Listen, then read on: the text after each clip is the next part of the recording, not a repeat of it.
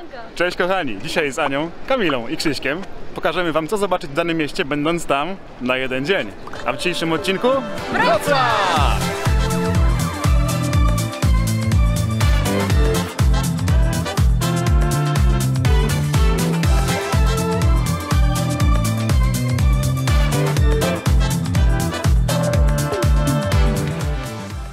A naszą wycieczkę rozpoczynamy na dworcu głównym, który według PKP posiada kategorię premium, co oznacza, że obsługuje ruch krajowy i międzynarodowy oraz jest ważnym węzłem komunikacyjnym w kraju. A rocznie może obsłużyć nawet 21 milionów pasażerów, co daje nawet 58 tysięcy osób dziennie.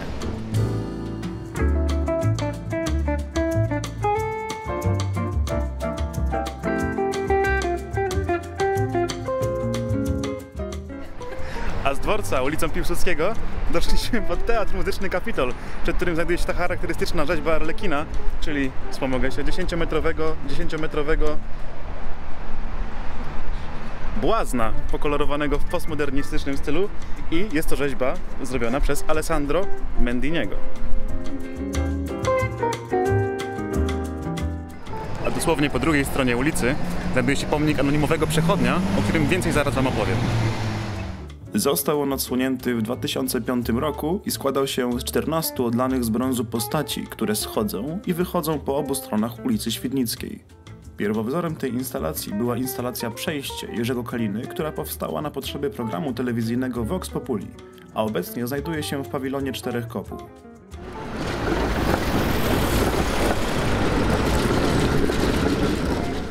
A teraz znajdujemy się przy budynku, którego budowa rozpoczęła się w 1839 roku według projektu Karla Redinana Langhansa, czyli przed Operą Wrocławską, która niestety dzisiaj jest zamknięta, ale wewnątrz której możemy podziwiać wiele oryginalnie zachowanych elementów, takich jak ozdobne żyrandole, czy pozłacane powierzchnie, pozłacane prawdziwym złotem, których łączna powierzchnia wynosi ponad 10 tysięcy metrów kwadratowych.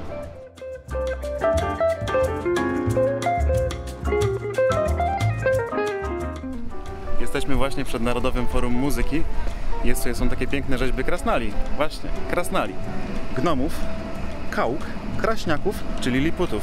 Są one symbolem Wrocławia, ale genezy tychże stworzeń należy dopatrywać się w latach 80. w malowanych graffiti, a następnie w happeningach organizowanych przez ruch Pomarańczowej Alternatywy, która oczywiście w pokojowy sposób ośmieszała system komunistyczny. A po upadku PRL-u te krasnale właśnie uległy zapomnieniu do roku 2005, kiedy to wrocławski rzeźbiarz Tomasz Moczek ustawił 5 pierwszych krasnali, a dzisiaj na terenie Wrocławia i okolic możemy znaleźć ponad 360 takich krasnali. Jest też taka aplikacja Wrocław Miasto Krasnali, tylko niestety na Androida, gdzie macie dokładną mapę ze wszystkimi krasnalami we Wrocławiu i okolicach i możecie sobie je po prostu zdobywać. Słuchajcie, to Narodowe Forum Muzyki to jest też Filharmonia oczywiście wrocławska i w ogóle nam się udało tutaj wejść i bardzo miła pani z ochrony pokazała nam główną salę i teraz chodźcie zobaczyć razem z nami i zapraszamy na koncerty oczywiście tutaj jak będziecie, bo podobno już zaczyna coś się otwierać i coś się zaczyna dziać, także chodźcie.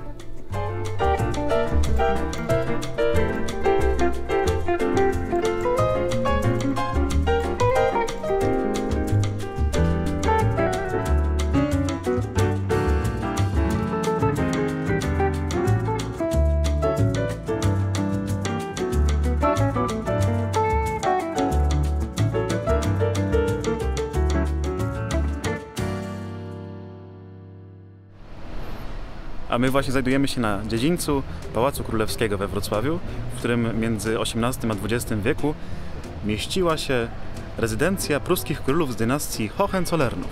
Przeczytałem to oczywiście. A obecnie znajduje się tutaj Muzeum Wrocławskie, więc jeżeli chcielibyście tutaj odwiedzić, to jest czynne od środy do niedzieli.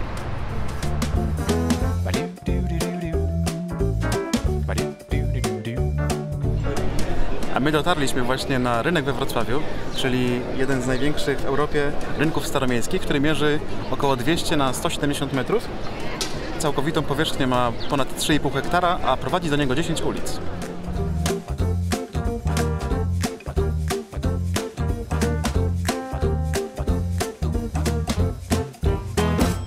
A my właśnie dotarliśmy do pręgierza, a właściwie do jego wiernej rekonstrukcji pręgierza z 1492 roku. Obecnie jest to częste miejsce spotkań wrocławian, a pierwotnie jego rola była troszkę inna i do pręgierza przykuwano skazańców, których następnie biczowano. Przypomina o tym figurka kata na samej górze, przypomina o jego pierwotnej roli.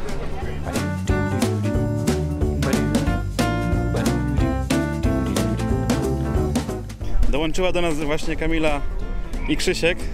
I Kamila ma dla was ciekawostkę. Dawaj.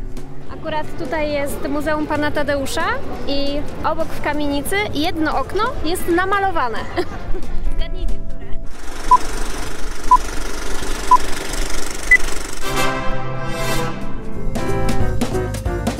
A przed nami kamienice Jaś i Małgosia, zaraz obok bazyliki. To są średniowieczne kamienice połączone taką arkadą, które kiedyś prowadziły na cmentarz. Ta niższa to jest Jaś, a ta wyższa to jest Małgosia. A my jesteśmy właśnie przed bazyliką Świętej Elżbiety, na której szczycie tu znajduje się punkt widokowy, na który postaramy się wejść i wam go pokazać.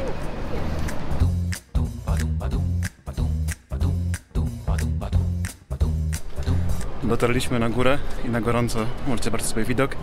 Ponad 300 schodów, ponad 5 minut wchodzenia non-stop, no ale widok jest warty. Przejdę się teraz z wami naokoło.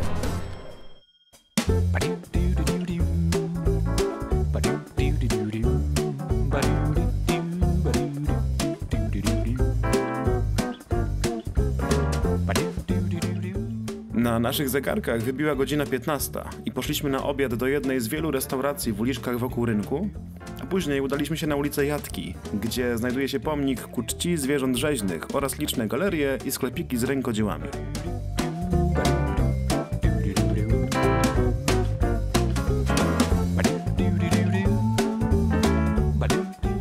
A my dotarliśmy właśnie przed główny gmach Uniwersytetu Wrocławskiego, gdzie mieści się Muzeum Uniwersytetu Wrocławskiego, gdzie możemy zobaczyć m.in.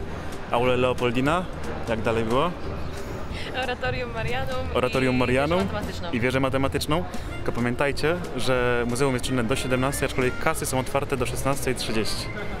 Bo my tutaj jesteśmy o 16:45 i już nie weszliśmy.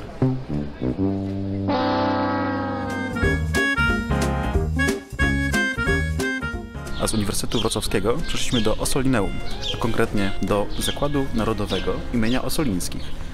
Jest to Polski Instytut Naukowy i Kulturalny we Wrocławiu i jest jednym z najstarszych ośrodków kultury polskiej i został ufundowany dla narodu polskiego w roku 1817. A obecnie mieszczą się tutaj muzea, odbywają się wystawy i inne wydarzenia kulturowe.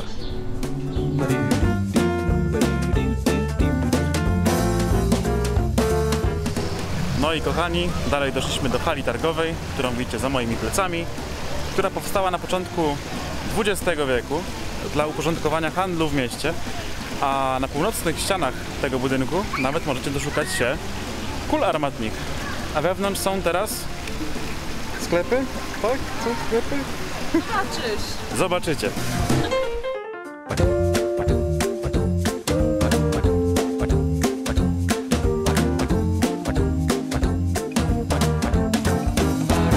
Kochani, dotarliśmy do rzeźby Nawy. Jest to rzeźba autorstwa Oskara Zięty na Wyspie Daliowej i składa się z 35 pustych w środku stalowych łuków. A powstała za sprawą innowacyjnej techniki, która polegała na nadmuchiwaniu sprężonym powietrzem właśnie tych stalowych elementów.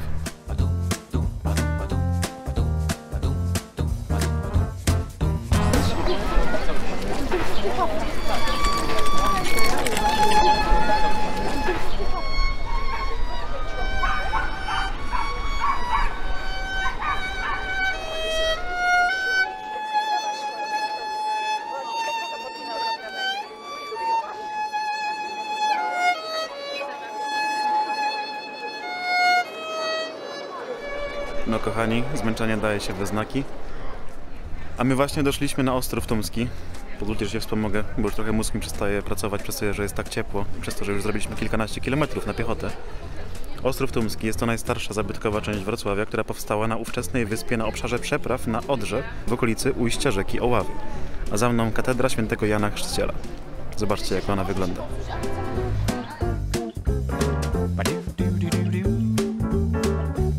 Tutaj właśnie mijamy Bibliotekę Uniwersytecką Uniwersytetu Wrocławskiego i mostem pokoju będziemy przechodzili na drugą stronę Odry. A tam nas czeka Muzeum Panoramy Racławickiej.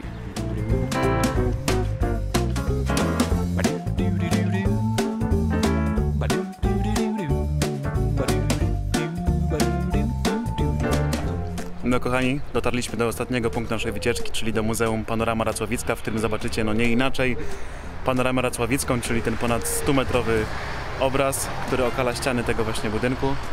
Powiem wam tyle, Wrocław na jeden dzień jest niemożliwy do zobaczenia. Rezerwujcie co najmniej weekend, a najlepiej to tydzień, ponieważ tu jest tyle tych zabytków, że my dzisiaj, pokonując 19 000 kroków przez prawie 10 godzin, zobaczyliśmy, myślę, te ważniejsze części, ale wciąż tutaj jest bardzo dużo do zobaczenia, także na pewno wpadajcie do opisu tego filmu, gdzie zobaczycie pozostałe rzeczy warte odwiedzenia. No i oczywiście podzielcie się w komentarzach swoimi spostrzeżeniami na temat tego filmu. No i oczywiście dajcie mi też znać, jakie następne miejsce powinienem pojechać na jeden dzień, no i co w tym miejscu wartego jest do zobaczenia. Także trzymajcie się, dzięki za dzisiaj i do następnego.